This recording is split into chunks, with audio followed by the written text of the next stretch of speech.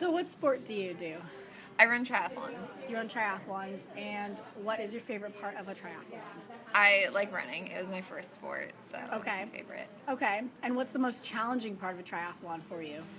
That is a good question. I think the swim and bike are both challenging for a different reason. The bike, I don't like relying on something other than my Yeah. body to get me through, and you could get a flat or something could go wrong mechanically. And then the swim is difficult because it's just you in the water with a bunch of people, so it's really Yeah. intimidating. Okay, I can imagine that'd be kind of scary. People Yeah. everywhere all around you, and Yeah. that's the first leg of the race too. So you're kind of trying to separate yourself from the competition in that part of the race. Exactly. Okay, all right. Well, that's intimidating. How did Wildflower go for you this It wa- past month in May? It's May. It was 2 weeks ago. Wow. Yeah, it went really well. My goal was just to finish, so that was my first half Ironman distance race that I did. It was long and hilly, but it was a ton of fun. I love seeing you and other Thetas and Cowboy. I was a volunteer there. It was so people much there. fun. Yeah, it was a ton of fun. Okay. And then, how do you feel like being on the tri team has impacted your college experience? It's definitely a great community of people. Everyone's super welcoming and supportive of each other. There's a lot of great resources. There's a lot of really great athletes, which Yeah. is so inspiring to I'm sure. train with them. And everyone's always willing to help out each other, so it's been great. Do you have any fun stories from any races, any challenges, or any triumphs that you've experienced that would be fun to share? I need to think about that. All right. While you're thinking about that, I'll move on to our next question. Okay. Do you feel like you've had to sacrifice anything to be a part of the tri team?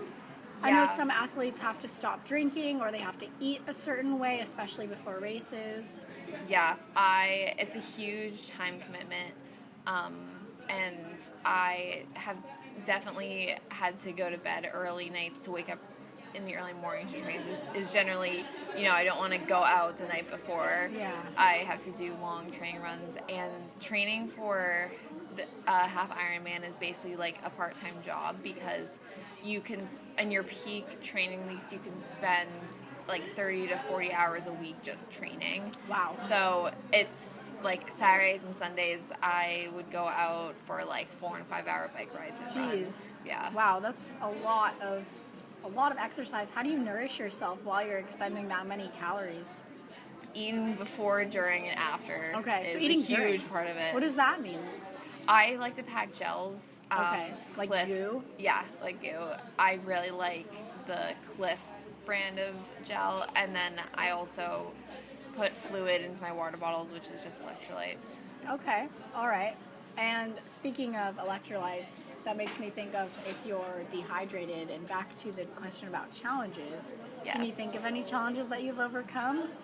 Yeah. Even just a little one, you fell off your bike. It was a crappy situation, but you got back up and kept going. Yeah.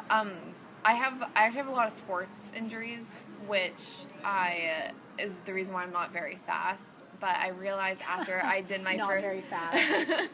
I- Finished triathlon. After I did my first marathon, I realized I couldn't run more than like 5 miles without hip pain, and I realized that my hip is misshapen, so I've had to do a lot of PT to kind of overcome that and change my running form a lot. And I've dealt with tendonitis, and I have a bunion growing in one of my foot, so it's a lot of managing training and also rehabbing my body. And going back to how you first started, what made you decide to want to try out triathlons in the first place? That's a pretty big decision, big time commitment. Yeah.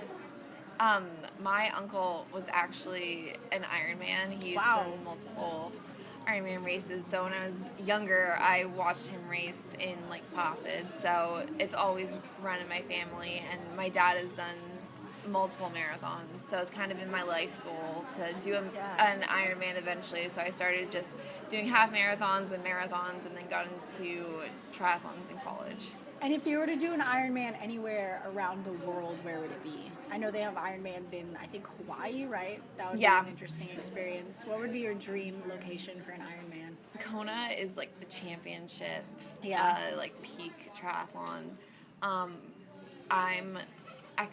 I've been researching doing Ironman Lake Placid in New York just because that's close to where I'll be. Yeah. I think doing Ironman Canada would be really cool. It's a hard, hilly course, but because I'm Canadian, it has a sentimental factor to it.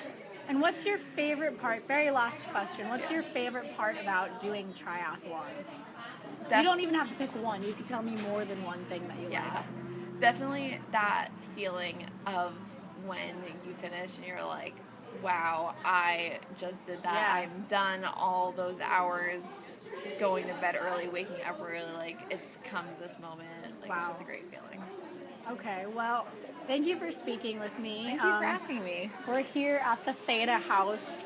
Natalie and I are both in the social sorority Kappa Alpha Theta, and we're having a house dinner. So, Natalie, you lived at Theta for a little while, right? I did not. But you did not. No, you basically lived at Theta, though? Okay. Did, so I lived on their couch for a while. Right now we're having a house dinner. We're not sure what it is yet, but it looks like Mexican food because there's salsa out. So it's Old Slow Barbecue. Old Slow Barbecue. Wait, why is there salsa? Anyway, Natalie and I are going to go figure that out. So thanks for watching, and I hope that you tune in again sometime soon to another athlete interview with Molly in a fun, nice location like the Theta House.